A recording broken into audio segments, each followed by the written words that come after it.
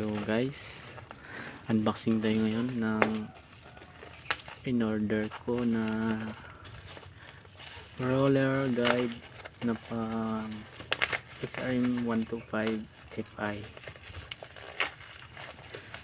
Na-order ko lang ito guys sa Shopee.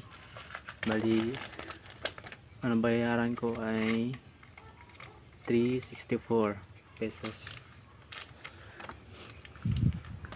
Same lang pala sila nito ng nung Sofra X 125 wave type yata yon, basta pareho lang sila. Shopee ko lang to in order guys, nakabit ko na ito. Okay naman, walang ingay.